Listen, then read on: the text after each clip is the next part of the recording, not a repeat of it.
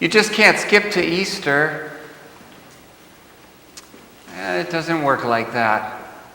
Though it's ironic that anybody who approaches these somber and serious days of Lent and the Passion history that we read, you already know what's coming. Not just because of past years, but even if you cracked open the Gospel of Matthew, for example, and paged through it, Jesus would have long ago told you very specific things of what was coming.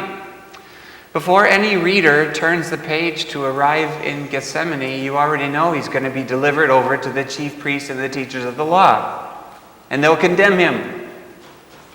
And then he'll be handed over to the Gentiles to be mocked and flogged and crucified.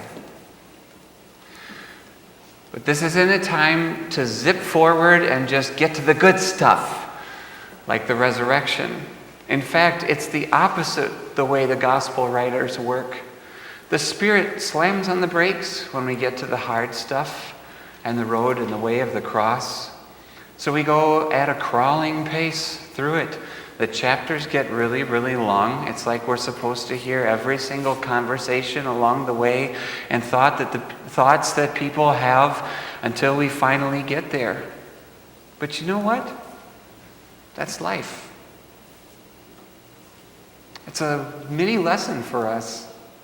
Just like you and I might be looking ahead to the glory days, we might have our eye on the prize, and heaven is waiting, but there's a life to be lived, and God has called you to it. And it's so fitting and it's so good for us to go through life, not alone, but through life with Him.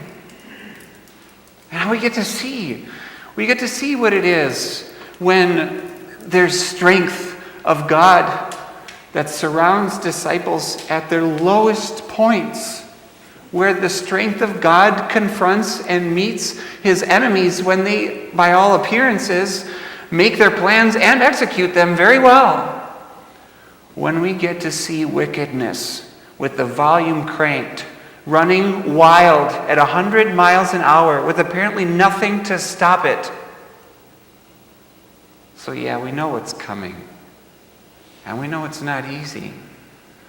But all the more reason to read the Passion history and study it, if just for this purpose, that we can smother it all with love. So amazing, so divine. Even before Pilate. This account in Matthew, before Pontius Pilate, put a smile on my face. I thought of it as like a sermon of 7 words. Pilate says 7 things in Matthew chapter 27, his time with Jesus. Pilate says 7 things, and the first 6 of them are questions. And the last one is a statement. So maybe you're thinking, well, if this is trial time, he's got to be doing a good job. Like, he's asking questions. He's got 6 questions here. So he's going to be interrogating, and he's going to be examining, and he's going to be getting down into all the right details so that when we get to the 7th statement, it would probably be a verdict, and it would be a well-reasoned verdict, and a just verdict, and one that we could applaud. I'm sorry. You're going to be disappointed. Pontius Pilate. Instead, every question he asks just betrays his confusion, grasping to do things, and every one of them is unjust. And by the time you get to his final sentence, he's washing his hands, claiming innocence. That's his statement. It's the most untrue thing he could really say. And it all starts so close. It all starts with this first question. Are you the King of the Jews? There's 2 things you know about that question. Are you the King of the Jews? Looking Jesus in the eye and saying, are you the King of the Jews? There's 2 things we know. 1, that is the $1 million question. And 2, I don't think Pilate realizes that. It's the best question you could ask. And it's the best person to ask it. If you're wondering who the King of the Jews is, if you're wondering about the king or throwing out these titles of Christ and Messiah, which Pilate does, if you have that concept and you're looking at Jesus and saying, are you the King of the Jews? That's beautiful. But there's something, the reader, that just kind of jars you as you read this. Pilate, this isn't right that you're asking that question, because Pilate doesn't care. Pilate doesn't care about Jesus. Pilate cares about a trial or getting rid of a trial. Pilate cares about his job. Pilate cares about pleasing his superiors and maintaining law and order. Pilate already knows that it's because of envy that they brought Jesus to them when he asked this question.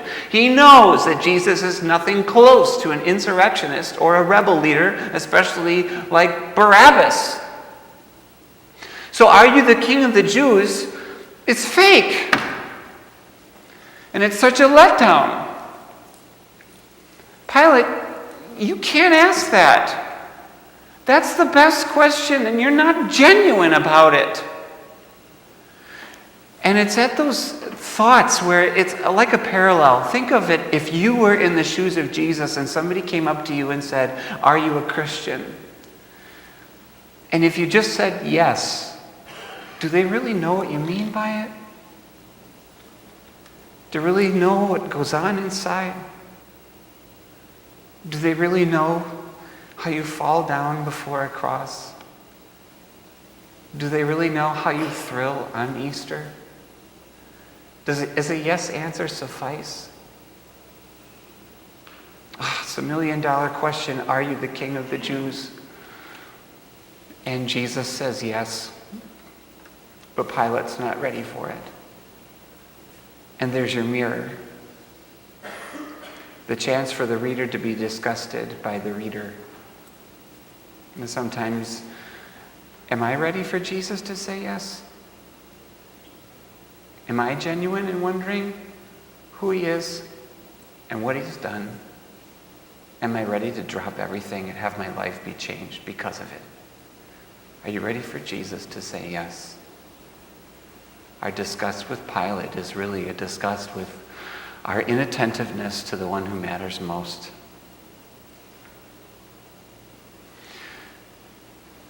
But there he is, standing before our eyes, the very one where this trial would go so differently if you grasped King of the Jews, just like our life goes so differently when we hold on to him with tight fist.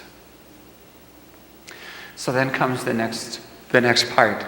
Well, they don't move any forward on the concept of King of the Jews.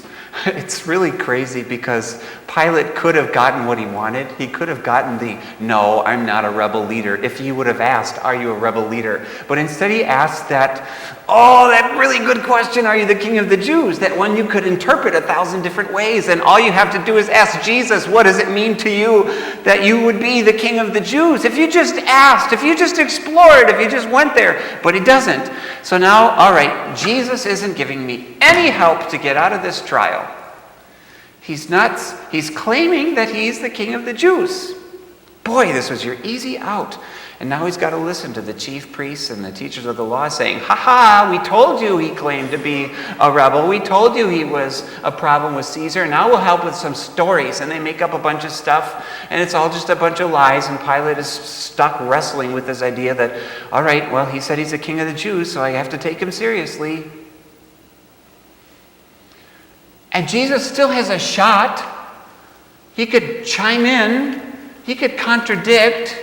He could describe what kind of king he was, but he doesn't get in the way of the false accusations. And as Pilate is begging for evidence and begging for material that would let this one off the hook and rid him of this just an envy scenario, Jesus is silent. What's wrong with your ears? Is Pilate's second question. What's wrong with you? Don't you hear the testimony they're bringing against you? But Jesus made no reply, not even to a single charge, to the amazement of the governor. This was Jesus' chance to cry conspiracy. This is Jesus' chance to say, Pilate, wink, wink, we know what they're doing.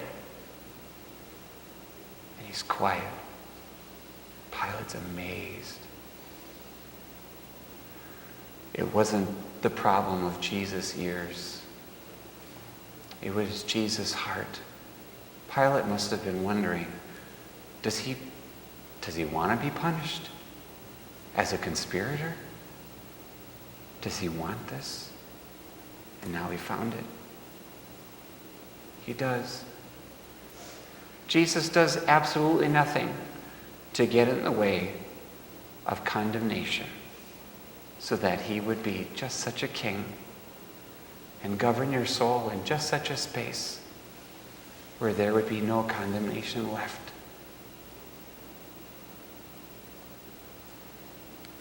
It's pretty fun walking slowly through the stories of Lent, isn't it?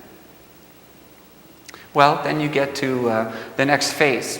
We can't let Jesus off the hook, the fact that he's not a king, because he says yes and then he's quiet.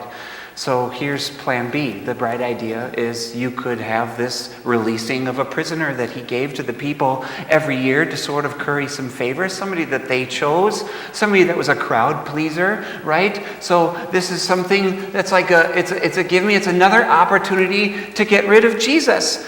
And even though this full wicked fury has been unleashed, Pilate doesn't really get how bad these people want Jesus dead. And this is his blunder in his plan B. He says, you know what? I'll give them the choice, just like I do, but I'll set it up just right, and they can choose between Jesus Barabbas or Jesus who's called Messiah. And it'll be a no-brainer. Sensible people are not going to release Barabbas back into the wild again. Sensible people are going to take gentle Jesus and not the barbarian. What kind of society do you want? What kind of life do you want for your kids? You want a murderer? No, you're going to take Jesus. This is easy. Plus, Pilate won't have to take any flack for any sentence he would give to Jesus because the people would be setting him free. It'd be their own choice. So this is another right on the money plan B. But then we get an interruption. There's a message from his wife, the one person in the story that Pilate trusts. And she's not fickle. She's not flighty. She's not, this is going to be interesting how this works out with Jesus. She's direct and she's sharp. Don't have anything to do with this righteous man. Don't play games, Pilate. I've suffered a great deal in a dream because of him. Now you tell me, where do dreams come from? Where do dreams in the Bible come from? We're not told here specifically, but is this another wink moment to you? A little way for God to get into Pilate's head? This is serious, he says through his wife. Don't play games with this one. What that ends up doing in the story is then we turn around to Pilate's next question. After saying, which one do you want me to release to you? He hears from his wife, don't play games. This isn't a game. Don't leave this to chance. This isn't up to chance. Don't have anything to do with him. He comes right back to question 4, and it's the same as question 3. That's how sure Pilate was that they would pick Barabbas. It's how convinced it shows, because he doesn't want to leave it to chance. He's got his wife's conscience bugging him in his ear. And now he wants to go back to the people with a slam-dunk solution, right? It's got to be the no-brainer. And he was so sure they would have to pick Barabbas that he offers it up as his 4th question. So, which one do you want me to release to you? I've got all the pressure from my wife, and I know this is going to work. And that's why their shout for Barabbas just hits the floor. Boy, do you think the world was taking a turn for the better? So it goes for your hope in humanity. I'm sorry, Pilate, you underestimated what? That which is the hatred of God. So here they are. A people who betray their hearts before the Lord. their crazed madness of unbelief. And still Jesus would go just for them. And Jesus would rescue just that very soul. And here comes that moment of our perfect reflection again. Just for that soul that often finds itself mad with lust, crazy with anger, refreshed in pride, without restraint. For you too, he died. Well, plan A and plan B have failed. And now it's just time to move on with the trial. Just tell me what you want to do. You're going to release Barabbas, and you're convinced he's a king and a threat to Rome, which we all know isn't true. What do you want to do with Jesus? Let's just get to the bottom of it, right? This is question number 5. So what do you want to do with Jesus? What are you going to do to him? And then the response that you hear isn't throw him to the wolves, send him to the lions, cut off his head, or give him some prison time for good. It's the very word Jesus told you a couple chapters before. Isn't that its own beautiful irony? Crucify him. When the crowd speaks in unison, choosing the worst possible, horrendous, humiliating punishment that they want for Jesus, who's called the Christ, when this wickedness is all directed in the same spot with one voice, still it was Jesus, your Jesus, who said it first. Pilate asks with his 6th question, why? What crime has he committed? Don't you think it's a little odd that you'd finally get to that question? It's the last question he asks. And in a fair trial, you would think you would have an answer to the why by now. And instead we get to the last question and he's still scratching his head. Why? He's still calling for a why. And nobody has to ever fess up to a why. Nobody has to own it. Pilate doesn't have to come up with a why. He just sentences him to death.